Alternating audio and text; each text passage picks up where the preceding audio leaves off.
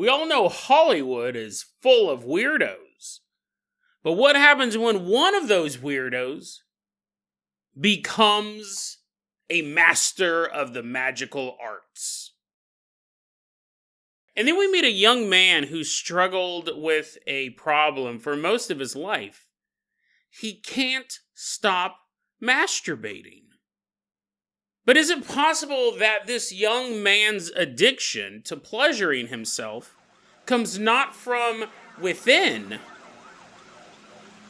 but comes from outer space? Today on Dead Rabbit Radio.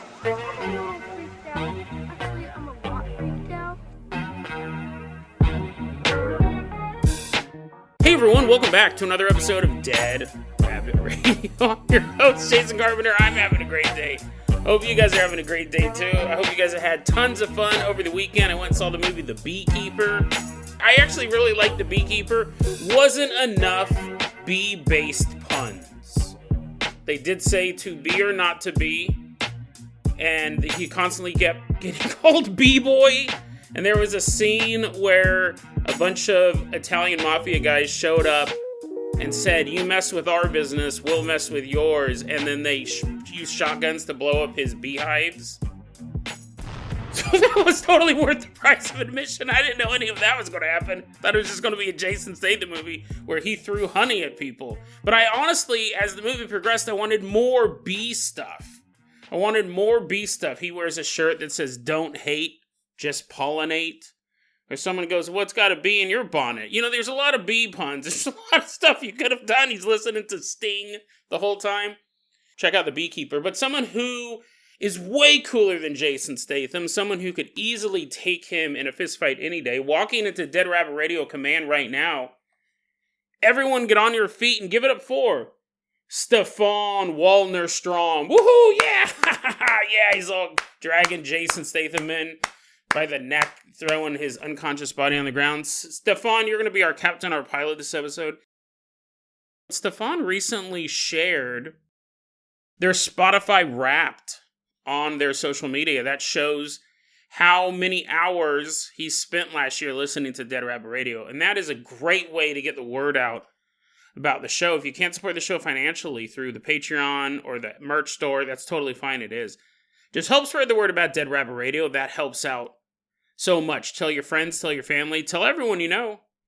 Dead Rabbit Radio is your favorite paranormal show. Stefan, let's go ahead and get this party started. I'm going to toss you the keys to the Jason Jalopy. We are leaving behind Dead Rabbit Radio Command. Drive us all the way out to Los Angeles. We get down to LA. We're driving around. We're seeing the sights and sounds of America's most decayed, morally corrupt city. We're just driving down the street. We go to the place where there are the stars on the ground, and we're like walking around looking for Homer Simpson. You're like, "Jason, he doesn't exist. He doesn't have a star. Here's the name of the guy who voices him." I was like, "No, Homer, I know you're here somewhere." We're walking around, checking out all the stars on the ground. We got a little map. Celebrity houses in LA. I'm like, "Whoa, cool, dude. Olivia Rodrigo's house. Let's go there." So we're driving around, and obviously she's surrounded by massive security. I was like, "Oh, yep. Let's go find another celebrity to hang out with." We're driving around, but eventually we get bored. So we decide to go grab a burger. We're at a restaurant. I guess I could have started the narrative off here. We're at a restaurant. We're eating delicious food at this greasy diner. Yummy, yummy, yummy. And all of a sudden, in the booth next to us, we see these young starlets sitting there.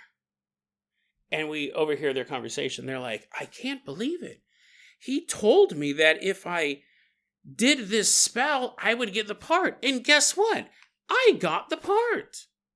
And then the other young woman goes, "Yeah, well, that happened with me too. He told me all I had to do was perform one little ritual and I'd be on the road to riches. And now I'm on the new VH1 reality show, Road to Riches." They're like, "Oh." We're like, is there really a magical way to break into Hollywood? Are all the conspiracy theories true? We've always heard that to make it in the city of dreams, you really need to sell your soul to the devil or join the Illuminati. And that might be redundant, right? It might be the same thing. But we go, if there's someone out there, is there a rogue magician in the city of angels? Is there someone who's doling out, not actually just helping people by doing spells for them, but teaching them how to do the spells themselves? Is there possibly a wizard in Los Angeles? Longtime Dead Rabbit Radio listeners know my secret shame. I always say it's a secret shame, but I announce it publicly on the podcast. I love celebrity gossip. I can usually only take so much of certain people. Like, I'm completely done with the Kardashians. I'm completely done with Meghan Markle. All that stuff. Like, the stuff that gets, like, way out there. Like, oh, who's Joan Jett having a baby with this year or whatever. Like, whatever. I like the crazy stuff. If you can believe that. If you can believe a guy who has a paranormal and conspiracy podcast only likes the fringe Hollywood gossip. That is me. I go to this website. I won't say every night, but a couple times a week, I go to this website called Alt Celebrity Gossip. I'll put it in the show notes.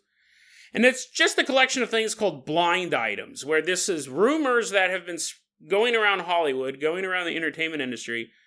Most of the time, there's not a name specifically attached, but the person who runs the site will attach who they think it is, or who other people have kind of put clues together as to who it is. It would be illegal to just have this site, I think, because so much of the gossip is so outlandish. But if you go, well, we didn't name anybody. The name on there is what somebody else came up with. Somebody else in my organization came up with. Can't hold our business liable. They're called blind items. Well, I came across this one earlier this month. So take it with a grain of salt, right? Take it with a spoonful of honey. But there could be something to this. All gossip, there could be like Jason. Also, yeah, it could be true, could not be true. That's why it's called gossip or a rumor. Well, let's take a look at this. According to Alt Celebrity Gossip, every few years, there is somebody who rises in the underground ranks of the entertainment business as a witch. Where the rumor gets out that, oh, if you need something done, like you need a bunion removed from the bottom of your foot, don't you want to go to the bunion doctor? You can afford that. You can go to this person. Or you want to get back at an ex who dumped you, you go to this person. And really, I mean, you can find people like this in any given city. You can go to any major city and there's palm readers and tarot card readers and stuff like that. And while they may not be doing curses, they could probably refer you. I'm sure they have a business card of someone in town who will do curses. You could even try it your own, find a curse online, but you just don't know if those are going to work, because it could have been written by a 13-year-old girl in between chapters of her Twilight fan fiction, or it could have been actually a curse that's been around for 200-300 years. You don't know, but you would want to go to an expert, I think, in some of these cases. So you could go to like a local palm reader, but because Hollywood is so homogenous, since it's such a closed-off society, and that's why they seem so out of touch, most of them, not all of them, but that's why they seem so out of touch, you would, if you knew people in your clique, in your industry, who were like, hey, that woman, she's legit. She can actually cast spells. Like, it's not like the palm reader down the street that all the normies have to go to. You can go to this person. And according to Alt Celebrity Gossip, every few years somebody makes their name as a witch. For a long time, it was Stevie Nicks. Stevie Nicks of the band Fleetwood Mac, I believe, right? Stevie Nicks in Hollywood, her reputation was, yeah, she had this band and then she had this solo career, but she was also a witch on the side. So if you ever needed anything done, whether it be a protection spell, whether it be a curse, whether it be a blessing, you can go to Stevie Nicks. These rumors have been so persistent over the years with Stevie Nicks, she's had to deny it multiple times. Because eventually these stories would get out and they'd be like, are you a witch? She's like, no, I'm not a witch. I'm not a witch. Ding! The interviewer becomes a frog. More recently than Stevie Nicks, because, like, that's old, right? That's like 70s, 80s stuff. 80s stuff, I think, with Stevie Nicks. I mean, she's still alive, right? But she'll live forever unless she's burned at the stake. More recently than her, Azalea Banks has been rumored to be a witch. She's a rapper, I believe. The only time I ever really hear Azalea Banks' name is in celebrity gossip. Or I think she was beefing with Iggy Azalea at some point.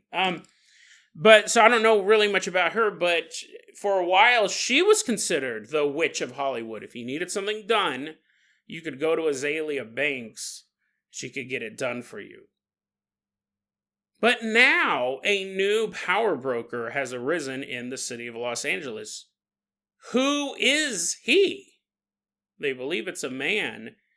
And he actually, the way this is written is that if this story is true, well, let's get into it, because I think this is super interesting. It would be one thing if there was just another name connected with being a witch in Hollywood. This is far more dangerous than that. If a bunch of rich people want to sit around and pretend to cast curses on each other, what do I care?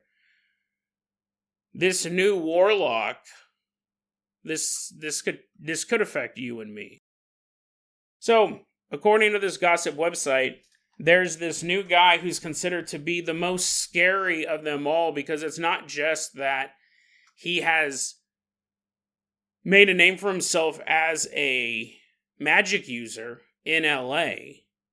He has actually created his own system of voodoo-inspired spells. So it's not technically voodoo, but it's based a lot on voodoo, but he's put his own little homespun flavor on it, which would be magically speaking, would be the difference between a nuclear bomb and a dirty bomb. A nuclear bomb, a lot of these spells, a lot of this stuff, they do require a level of precision to them.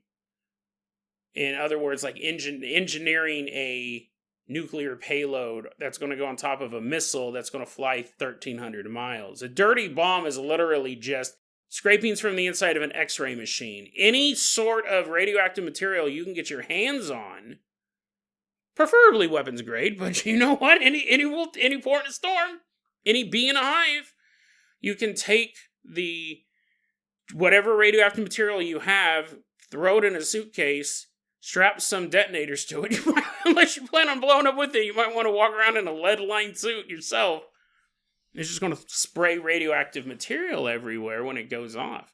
Even if it doesn't it's not going to cause a nuclear blast. It's going to radiate, Saks Fifth Avenue. You walk into a department store, boom! And here's the thing with that, is like, first you would think a bomb had gone off. And it would take a while to realize, like, oh, no, that was a bunch of radioactive. All the people are walking around, they're turning into the Incredible Hulk. They're like, you might want to get EPA out here, whoever's going to handle this. We got multiple Hulks on this scene. Imagine surviving a bombing like this, right? You get some shrapnel in the leg, and then 3 weeks later, your teeth fall out because you have radioactive material in your leg. You're like, I was wondering why that hole was glowing. You're all trying to sleep. It's all wow. So if you're home brewing your own magic system, a lot of times nothing's going to happen because you're not doing it right. But if you took an existing magical system and you knew what you were doing, you could, in theory, homebrew a system. And that's what this guy's supposedly done. He's created his own brand of voodoo, and he's been peddling it not just to the elites of Hollywood. This guy, according to this website, he's big. This will be interesting if anyone can figure. They said a name. I'm not going to say it yet. We'll get to that in a second, but I don't know if they're right. But anyway, so this guy, not only is he hobnobbing with the rich and powerful in LA and has gained a reputation as being someone that you would go to if you needed a spell done, good or bad. Apparently, he also hits the convention circuit. They said he makes a good chunk of his money doing conventions. So it's not that he's in just that LA ecosystem. He could be up at Seattle Comic Con. He could be at the Milwaukee Film Festival. He could be down in Florida for Talladega Frights. Is that a real thing? Is that a real thing? I hope it is. That just popped in my head. If it's not a real thing, someone make that a thing. Talladega Frights, the scariest Halloween convention ever. He's going around all these different conventions, and at these conventions, he's meeting these B and C tier actors who maybe they were on a sci-fi show, right? Maybe they did a guest appearance on the Orville. Maybe they were an ensign on Babylon 5 or whatever. He's meeting all these other actors that are B and C tier, D tier maybe, but have a huge cult following, have a lot of fans. So they're also making their money doing these conventions. And what this guy is doing is at these conventions, he's hobnobbing with these actors and telling them about his magic, telling them about his homebrewed system, and teaching them how to do it. But you go, okay, Jason, so he's not teaching it to Tom Cruise. Instead, he's teaching it to Tom Arnold. What's the difference? Like, it's still Hollywood elite. No, the actors that he's talking to at these conventions, they're not living in L.A. They meet at Talladega Frights, the scariest horror movie convention in the country, and he's teaching this home-brewed magical system to this young woman who had a bit part in Alien Nation television series, and then she lives in Dearborn, Michigan. She traveled out for the convention. She doesn't live in LA. She goes to Dearborn, Michigan, and begins using that magic system he created in Dearborn, Michigan. And the gossip columnist said this person who's created the system is a very dangerous system. He's considered very, very scary with the level of power he has just using this. He's teaching this to lower grade actors, B, C, D tier, which really just doesn't mean you're a bad actor. It just means how much people know you. Doesn't mean they suck. But then they go to their own hometowns and are practicing it, and some of them are even teaching it to the people in their hometowns. And they go, the thing is that they go back to their hometowns, they're A tier in their hometown. They're the most famous person in Boise, Idaho. They're that local that made it big because they were a villain of the week on Buffy the Vampire Slayer. And they're using this magic system in a place where they are A-tier top talent. Everyone knows who they are. And some of them may even be teaching it to their fans in those cities as well. So it's not about a bunch of rich celebrity people. Marina Abramovic, however you pronounce her name, doing spirit cookings with Bill Gates and Hillary Clinton. This is teaching it to people who literally have day jobs. They do the convention to make some extra money, and they might go back. They might be a technology consultant in their hometown. They might work in marketing. They might be a teacher at a school. And he's teaching his brand of magic to these people, and they are going back to a place where they have tons of followers. And he's basically creating magical disciples throughout the country. Which would already be a little dangerous if you just taught a marketing exec how to cast curses, right? Like, if I don't get the Benson account, Larry's eyes are going to fall out again. They're like, ah. I mean, it'd be hilarious, but it's not just that. They're going back to small towns where they are worshipped just for who they are, and now they also have access to these magical powers.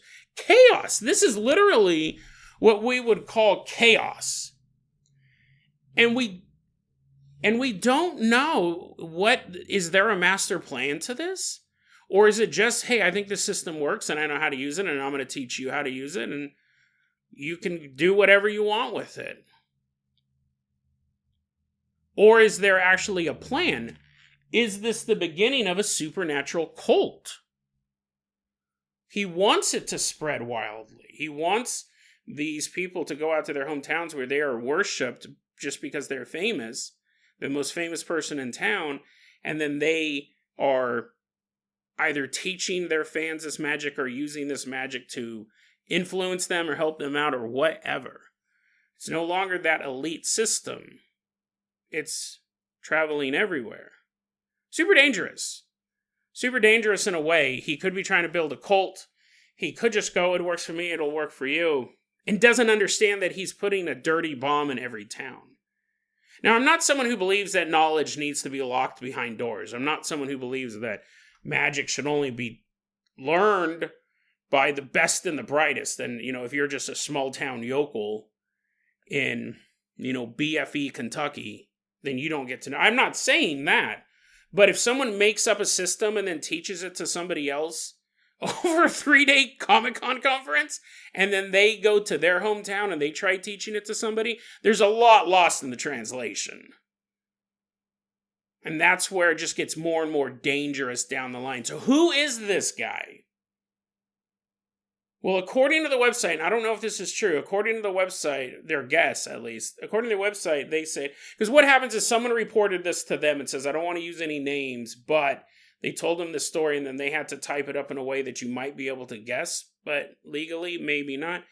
They said this person has been sued for millions of dollars over drug use, assaults on women, and the use of voodoo on women. I go, well, that doesn't narrow it down. I don't know who's ever used voodoo on women. I don't know. And then I was looking at this, millions of dollars. He got sued for millions of dollars for drug use, assaults on women, and use of voodoo on women. Their guess is Nicolas Cage.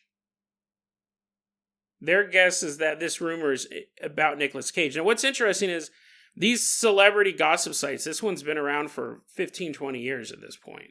It started off on like a Yahoo group, alt celebrity gossip. The person who told him this story may have said, oh no, it's totally Nicolas Cage. 100% it's Nicolas Cage. It's possible that when this rumor was reported to them, they go, dude, did you hear what Nicolas Cage is doing? He's doing all this crazy, remember when he used all that voodoo on women? They're like, no. Well, anyways, he did. And then told his story, and then when they posted it, they took his name out. That's possible. Or they could have just heard this gossip and not had a name associated with it. As long as this website's been around, I know, considering how egocentric most people are, including celebrities, they will follow gossip sites to see if they're being talked about. And I'm sure some celebrities also directly talk to these gossip websites and give them inside information. Nicolas Cage. The funny thing is like when you say that, when I said that his name, you probably went, yeah, it does make sense. That kind of makes sense. Actually. It really does. I don't know. I looked into it. I guess he did get sued for assault on a woman. Nothing about voodoo. I don't know about his drug use history. And so I go, well, and here's the thing. He might have used drugs, got in trouble for it. Unfortunately, he may have assaulted a woman. That's awful just to think. But assaulted a woman. What I have a hard time piecing together with Nicolas Cage, I don't think Nicolas Cage makes the bulk of his money doing conventions. I've never heard of Nicolas Cage doing a convention while he's signing autographs, like for $50 or $100 an autograph. I do know he lost a ton of money. He made a lot of really bad investments. He invested all of that money in comic books, and someone broke into his house and stole all of his comic books. So I know that he did lose a lot of money. I don't know if he's hitting the convention circuit. He's putting out like multiple movies a year. He is a cult actor. But I don't know if he makes his money off the convention circuit. That was one of the clues. But he does come across as a little insane. I think at this point, that's part of his shtick. He picks such weird movies like Dream Scenario and what was that movie? The Unbearable Problem with Being Famous or something like that. So on the one hand, I think he has a weird on-screen personality, and then he hams it up in interviews because he knows that's going to get clicks. And then he picks more weird projects. So when they come out with a movie called Pig about a guy like getting revenge for a pig, people are like, oh yeah, that makes sense. Nicolas Cage is in that because he does such weird things. He's kind of created this self-perpetuating machine. I don't know if he's hitting a ton of conferences. I don't know if he's at a bunch of conventions. That would be the key thing. Even if he did assault women, do drugs, all that stuff. Is he hitting up the conventions? Could it be someone else? I don't know. I will say this. I thought it was interesting. I went to go see Ghost Rider at the theater. Because I do like Nicolas Cage, right? I hope he's not creating an army of voodoo warlocks and witches eventually take over the country. I hope not. I like Nicolas Cage. I like his movies. I saw Ghost Rider. I thought it was decent. I saw Ghost Rider 2. I don't know if you guys ever saw Ghost Rider 2 or Ghost Rider Spirit of Vengeance. I know we're talking about this for a long time. I want to move on to the next story, but I thought this was really weird. I've never been able to shake this. I went to go see Spirit of Vengeance with my brothers. And we're sitting in the movie theater, and he's like pissing fire out of his bone penis. They don't show it. They don't show his penis, but they show him pissing fire, and it's pretty action-packed. It was directed by the guys who did the Crank movies. Doing all this crazy stuff, riding around a motorcycle, blowing people's heads up. I think it was R. I think the first one was PG-13. I think this one was R. I could be wrong about that, but the movie's Terminator 2.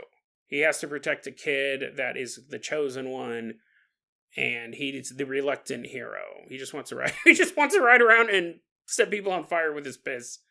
Now he has to save this kid. And it's super interesting because at the end of the movie, the climax of the movie, it's like this secret cult that are going to use the soul of this kid to resurrect some Marvel demon, right? It's all Marvel comic stuff. Malgroth or Balaborth or something. It was some actual, I think it was a character. It wasn't like Satan. I think it was a character from one of the comic books. Doramu, whatever. That scene, I remember, because neither of my brothers, no one in my family is into conspiracy theories or nowhere near as much paranormal stuff that I am. My dad, who used to be a Southern Baptist minister, studied demonology and stuff like that. But I'm totally into all this conspiracy theory, paranormal stuff. We're watching the movie, and it gets the boy gets kidnapped by this Illuminati type group, and there's like wealthy people flying from all over the world to this ancient, like Colosseum type place built in the middle of nowhere, where they're going to perform this ritual. And they show like the wealthy and powerful flying out there. And Ghost Rider is on his way to stop this ceremony. Maybe I'm overblowing it. Maybe I'm overhyping it. But I remember watching that scene in the theater where they were performing this ritual, and it was very creepy. It felt authentic. Like there was something about the ritual they were performing felt authentic. It felt like because Lord and Miller, I'm not Lord and Miller, I forgot who the directors was.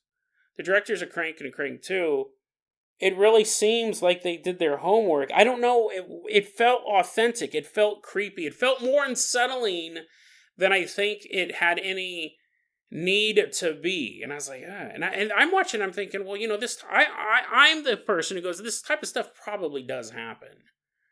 Not like ancient demons from Marvel Comics are going to show up, but I would bet all the bees in my beehive that this happens. A bunch of rich and powerful people come from all over the world every 5 years, do this ritual out in the middle of nowhere. They probably sacrifice someone. I would be shocked if it's never happened. So I'm watching it and I go, this is really creepy. It feels too real. It feels too authentic. And this goes on for a bit, and then Ghost Rider shows up and sets everyone on fire and like throwing chains through like Bill Gates' face. He's like, no, I just wanted to make money. Head blows up. Bill Gates is not in the movie. Actually, they tricked him onto the set. They're like, hey, Bill, we got this really cool computer in here. And he's like, huh, what? Wanders onto the set.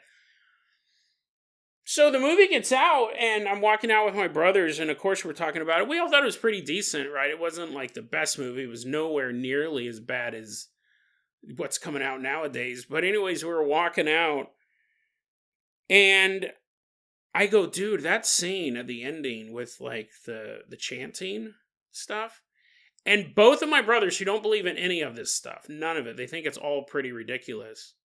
They're like, that felt really real. That seemed like super authentic. And they're like, it felt wrong. Like, even though they don't believe that stuff ever happens, there's something about that scene that just feels too real. And the reason why I'm bringing that up here is because I could imagine if the star of your movie also was a voodoo priest, also was attuned to the magical world and how to warp reality, he could probably tell the directors, hey, this is how it should be. You got a pen, man? Let me make some notes in your script right here. And they're like, it's really weird. Now, again, I might be overhyping it. You might be able to find the clip on YouTube and go, what? That's nothing. Because I haven't seen it. I've seen that movie one time. But all three of us, one person who believes this stuff is real and two people who don't believe in the Illuminati, ghosts, neither of them ever talk about ghosts. They all think all that stuff is foolish. My brothers, even they walked out of that theater unsettled by the ending. That scene that just went on a little too long, was a little too real. So again, like, that would make sense if you had a wizard on your cast. This is super interesting. If it is Nicolas Cage, here's the thing too. I'm not saying anyone should stop him.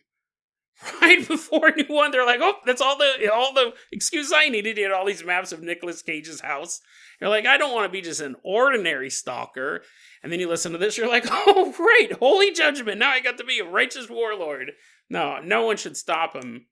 It's just an interesting story. Is it true? Is the first one. If it's true, is it Nicolas Cage? But then even whether or not it's Nicolas Cage, if it's true, this is scary stuff. Because even the guy who made it, people are already like, dude, this is real scary. This guy has some legit power, and he's teaching it to anybody who asks. I don't think knowledge needs to be gatekept.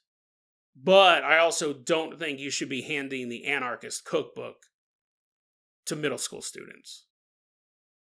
Let's go ahead and move on to the next story. That went on way longer than I thought, but I really enjoyed it. I hope you guys had fun with that too. Hope you guys had fun with the upcoming wizard invasion of 2024. Stefan, I'm going to go ahead and toss you the keys to the world-famous Carpenter Copter. We're leaving behind Nick Cage. Fly us all the way out to a house in the suburbs. We're walking outside this house in the suburbs, and we see all the lights in the house are off. It's nighttime. Probably should have said that first. You're like, oh, changes my memory. New visual image. It's nighttime. We're walking outside this house at nighttime. All the lights are off in the house except one light. The bedroom light. And I was like, guys, come here. Let's crawl in these bushes. Let's look through this guy's window. You brought a ski mask, right? I'm pushing you in front of the Ring doorbell camera. I was like, there he is. That's the real stalker. Pulling down our ski masks. We're creeping through his bushes, this guy's bushes at this house. We look through the window and we're going to see this man. Let's go ahead and call him Bruce. We don't have his real name. He's in his late 40s. He's my age, right? I'm 47. It's not me, though. It's not me. Just so we're clear. I have a ski mask. He doesn't. We're looking inside of his bedroom, and the only light that's coming from his room is coming out of his laptop monitor. He's sitting at his desk on the laptop. And he's just scrolling through websites. Google, CNN, Reddit. He's just kind of clicking. He's reading the news, reading his Reddit stuff. And then we see him type in PORNHU. And I go, okay, let's turn around, guys, because what is about to happen here? You're looking, my back's to him, but you're looking right at me. You see him in the background. This man is addicted to masturbating. I say really, really loudly. Neighbors are like, what? What? The man in this room behind me, but facing you. You guys have to see it. I don't. This man is addicted to masturbating. Masturbates all the time. And you go, Jason, what's wrong with that? Everybody has to have a little bit of relief. There is a difference. There is a difference between at the privacy of your own home, like this, versus, like, let's say you're a tow truck driver, and you're driving your tow truck, and you get a call, and they go, hey, we need you to tow this car out of the ditch. And you're like, You're like, I'll be there in a minute, boss. But first, and then you start masturbating in your tow truck. That's when you're addicted. That's when you literally can't stop masturbating. Now, of course, you take breaks. It's not like you walk into the job interview, Tow Truck Driving Incorporated, and you're like, how you doing, sir? Right after you shake the guy's hand, you get busy. No, you would obviously not do it all the time, but when you could find the time, anytime you were alone, you would start masturbating. That's when you're addicted to it.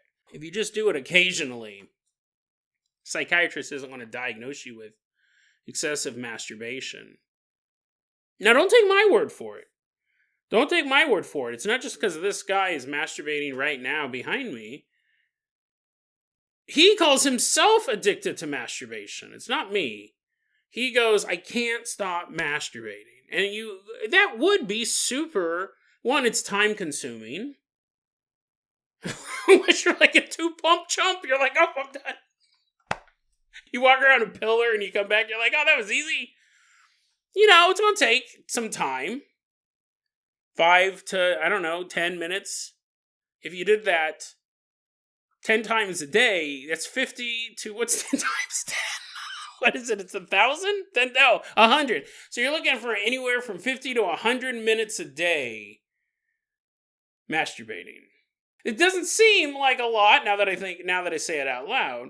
But it would be, definitely you'd be sore. You'd be so sore all the time. And again, that's when it's an addiction. When you're smoking cigarettes and they know that it's bad for your health, but you keep smoking them, and then you start coughing stuff up, and you're like, no, I'm good. I really need the cigarette. You have to admit at a certain point you're addicted. When you're at a business meeting, and they're like, everyone take a seat, and you're just standing up. They're like, Johnson, go ahead and take a seat. You're like, nope. I'm good. They're like, no, we'd really appreciate it if you're sitting down, you're like, ah. You're like, can I have an ice pack? They're like, what? Were you playing soccer earlier? Nah. It's just very uncomfortable for me to be sitting down right now. Plus you're wearing oven mitts just so you don't get too tempted. You're like, oh no, the sexy oven mitts. These have Betty Boop on them. Sir, I gotta walk around this pillar for a second and then everything will be A-okay. Even Bruce admits that don't worry, this is going somewhere. This isn't just some weird thing. You're like, oh, he's just making fun of sex addicts now. No, this is going somewhere paranormal. This isn't just me laughing at this for 20, 30 minutes. Although I've done that in the past, so I would understand your hesitancy to continue to listen to the episode. It does get paranormal. So anyways, Bruce says, I'm addicted to masturbation. I masturbate all the time. I can't stop. Bruce says, and he goes, this isn't a new thing either. It's not like all of a sudden he hit 47 and he's like, what are these weird feelings in my body? He's been doing this his whole life. Bruce said he was born in Hobbs, New Mexico, which is interesting. We were just there, I think, 2 weeks ago. We were covering a weird, time-lost alien story. In that one, I'll give you a little hint. Hobbs, New Mexico is where he was born, but his birth mother gave him up for adoption because she had terrible seizures. And she knew she wasn't capable of taking care of little baby Bruce. So she gave him up for adoption. And he goes, my adopted parents were totally awesome. You could not have been adopted by a better family. I totally understand my mom not being able to take care of me. But as a young child, I realized something that as a kid, I knew a lot about sex. He goes, at the time, I didn't really think anything of it. You can only kind of exist in your own world. But as I got older, I realized that I knew stuff about sex that would not be normal for a kid around age of 4. It's not that he was having sex, but he just knew specific terms about it. And he goes, looking back, I realized that that's not something that a 4-year-old should know. As he got older, now when he's a teenager, he starts masturbating all the time. All the time. He's masturbating. And now he's 47, or I don't know if he's actually 47. That's how old I am. The story's not about me. He's in his late 40s, and he still has a problem with masturbating all the time. But he has kind of maybe clued in on what could be causing this. When he was younger, he would become uncharacteristically terrified, petrified even. He would just freeze in place if he ever saw a gray alien in a movie or a television show. He's walking through the living room and there's an episode of X-Files. He'd go, he totally freaks out. He sees a gray alien on the screen. He can't stand the sight of a gray alien. He freezes in place. He also has these nightmares about gray aliens. Again, as a kid, you just think, well, that's spooky. I saw something scary on television, so now I'm having a dream about these gray aliens, which is making me more scared the next time I see one on television. He's not really putting two and two together. As he gets older, his adopted mother ends up passing away. And part of her possessions that Bruce gets is a collection of letters and notes from his birth mother. His birth mother was sending letters to his adopted mom. Just, like checking in, seeing how little Brucey boy's getting along. And the adopted mother wouldn't share. I don't know if the letter said, please tell Bruce I love him. And the adopted mom's like, nope, I'll tell him after I'm dead. I'll put it in this thing. It could have been private correspondence between the two of them, the birth mother not wanting to interfere. But whatever the reason why Bruce didn't get these letters, he got them when she died, when his adopted mother died. And some of these letters would ask, have they, quote unquote, they found him yet? And quote unquote, they cannot find him. They cannot get a hold of him. And Bruce reads these letters and doesn't really think anything of it.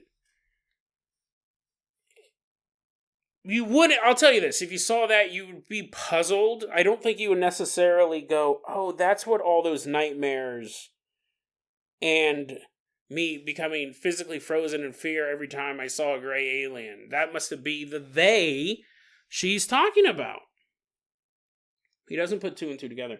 And you could go, hindsight's 20/20, right? Obviously, if you're talking about on a paranormal podcast, this stuff's real. These gray aliens are going to be getting this guy in a second if they haven't been taking him aboard their ship or wherever for the past 40 some odd years. He blew it off. It would be one of those things like you could go, well, Jason, it would be weird to blow it off. He has nightmares about aliens. He can't stand to see aliens in television, and then he gets a letter saying, have they found him yet? Wouldn't it make sense that his mother was asking about if aliens had found him yet? Would you want to admit that that was even remotely true if you had such a deep-seated fear of aliens? Because I think at this point he can still kind of rationalize that these are just spooky dreams that he's having.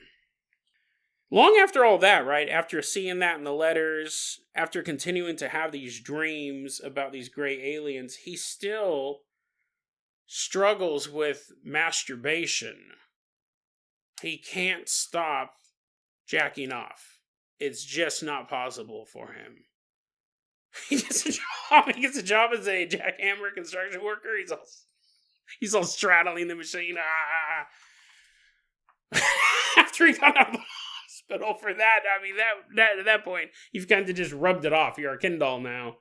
He can't stop masturbating, and he begins to have more and more frequent and vivid dreams of gray aliens in his house, in his apartment. It doesn't matter where he lives. He keeps having these dreams, these stressful dreams of these gray aliens coming after him. He goes, the nightmares, they always have three of these gray aliens are there. Sometimes they're all male. Sometimes there's a hybrid woman, so half gray alien, half human woman. You have this beautiful blonde-haired alien-human hybrid who also starred in The Queen's Gambit. And then over here you'd have two gray aliens. He goes, there was always three. It was either three gray aliens or two gray aliens and Anya. And the nightmares would always end up in one of two places, either a dark place that's illuminated only by a blue light or a starship. It was one of the two. For my money, I was like, oh, I hope I get assaulted on that starship tonight. That was cool. He keeps waking up. He believes these dreams are super real. He's like, I just don't know. I can't get any sleep. I'm masturbating 15 times a day and I still can't fall asleep. 14 of those times are right before I go to bed. Why can't I sleep? He can't get a good night's sleep. He keeps having these horrible nightmares. He can't stop masturbating. January 15th, 2024. So this story kind of came to a head very recently. He has a dream, and in the dream, he sees these aliens walk into his bedroom. And he wakes up. That was all of the dream that he had that night, was them walking into his bedroom. Now, he had sighted them in the house. He had previous dreams of they're in the house. He said, I couldn't even go into the bathroom. I was scared to use the bathroom. I would be afraid that while I was walking from my bedroom to the bathroom, I'd see gray aliens peeking from around darkened corners. So that's a pretty good argument for not having to use the bathroom. That's at the point where you get depends and just go. Here's the thing. I've been in places with haunted bathrooms. I think if I could tank the ghoul from beyond the world of flesh, I think you could piss in a toilet if the gray alien's peeking from behind a wall. Maybe that's just me. The problem is like with ghosts, generally you can kind of leave the area. You're like, oh, it's a haunted house. It's not a haunted world. And unless you're specifically being possessed, you can just go somewhere else. The aliens, they don't really care where you live. They're going to get you anywhere. But still, I mean, how scared would you have to be before you peed your pants? And before you answer that, 2 caveats. First off, it could have been worse. What if you have to poop? You wake up in the middle of the night, you really got to take a dump. You're scared that there might be something standing at the end of your hallway. Would you just poop your pants? I don't think so. I think I would be like, well, here's the thing. There might be something at the end of the hallway, but there's definitely about to be poop in my bed right now. But he's terrified of even navigating his own house. I mean, it's sad. It's sad. But still, it's kind of funny because I think, unless there was like an armed gunman down there, like a bunch of terrorists have taken over Nakatomi Plaza, and I was like, oh man, should have had that Taco Bell before the hostage situation. My stomach's all grumbling, and I know there's terrorists running around a building. I think I can hold it. I think I'll be fine. There's like that footage after the event when all the hostages get rescued. Everyone's walking out with their hands up as the police are checking them. Big guy's a big poop stain on the back of his. I'm sure people poop their pants a lot in a hostage situation. I would just blend in with everyone else. It'd probably look weird if I didn't have poop in my pants. They're like, he's one of the terrorists. He didn't poop his pants. There is this super scary thing. Anyways, he can't use the bathroom. He's masturbating all the time. He's afraid that aliens are going to get him. He keeps having nightmares. Well, here's the thing. He keeps having nightmares about aliens. He assumes he's getting abducted at this point. These dreams are some sort of cover. What happens is on June 15th, 2024, he comes to the realization. He believes that all of this is connected. The excessive masturbation and the aliens. He believes that he is a human cow. He believes that these aliens are actually milking him for his semen. Hold on. Hold your questions till the end.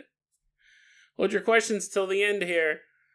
He believes that the aliens have been milking him for his semen. And he kind of wraps it up like this. He goes, why am I like this? Masturbating all the time my whole life. Why do images of them frighten me so much I freeze? Why do I have such vivid dreams of them in my house, my apartment? Sorry, in my home, my apartment. My bedside, in a blue lit room. I'm not trying to be funny. I'm just scared. He posted this online underneath the name user7799. A throwaway account, obviously. Right after that, after you post that, you can't go on the arm wrestling subreddit and be like, hey guys, what's up? Who wants to arm wrestle me? Everyone's like, nobody. Because he has this massive forearm. One of his arms is so huge. It's a throwaway account. His logic, and this does kind of track, I'll be honest. On the one hand, if he was being experimented on by aliens at such an early age, and that's kind of what he's kind of what he's implying, is that's the reason why he knew a lot about sex when he was 4. The aliens told him about it. Like, he was experiencing stuff. It wouldn't be sexual assault at that age, because he's a human cow. There's nothing being produced at that point. But it could have just been interactions with an alien. As he gets older, when he is able to produce semen, then the aliens start milking him the same way that a human would milk a cow. What doesn't track, I don't know if I believe it. I believe that it's possible. That part.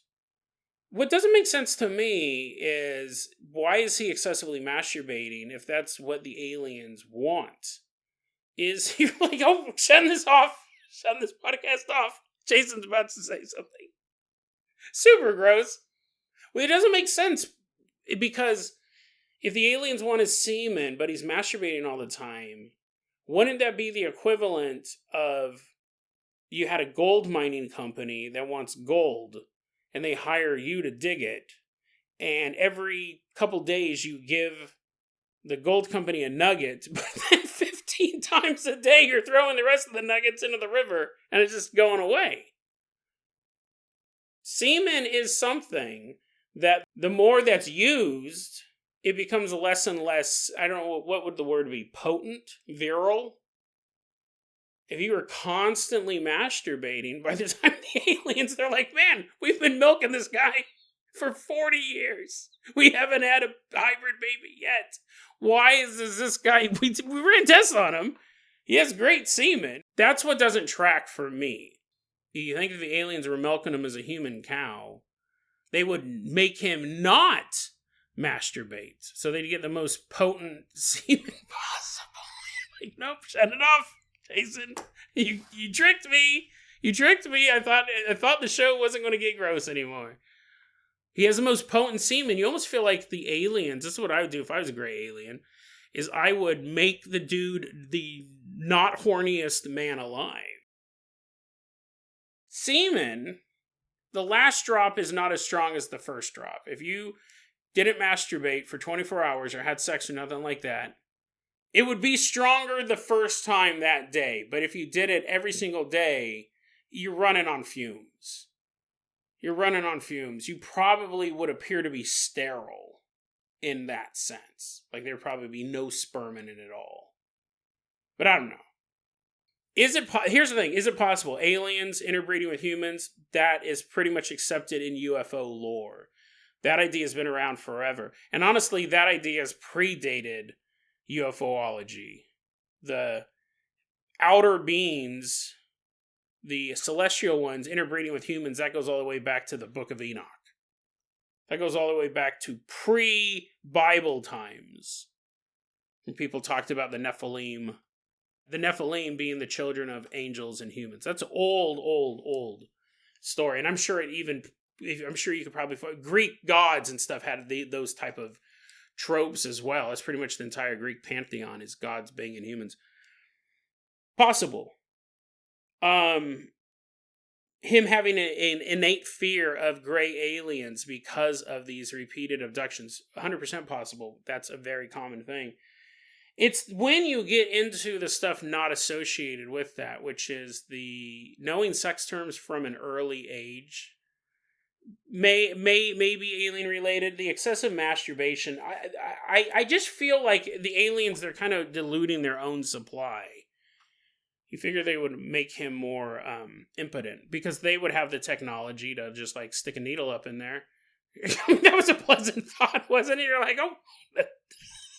Just when I thought it couldn't get any more uncomfortable, now I'm imagining an alien sticking in an erection rod built on Polaris 9 into this dude's penis. He's like, you don't have any nerve endings in your urethra, do you? Yes, I do. All humans do. Ah! Putting it.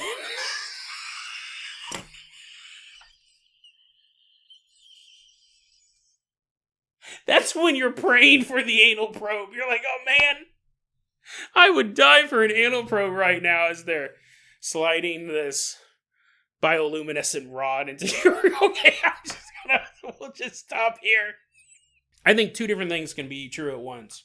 I think he can be getting abducted by aliens and separately be addicted to masturbation. They may be using him for some sort of breeding program, but I guarantee you it ain't working if he's jacking off 5 times a day. It's just not going to work.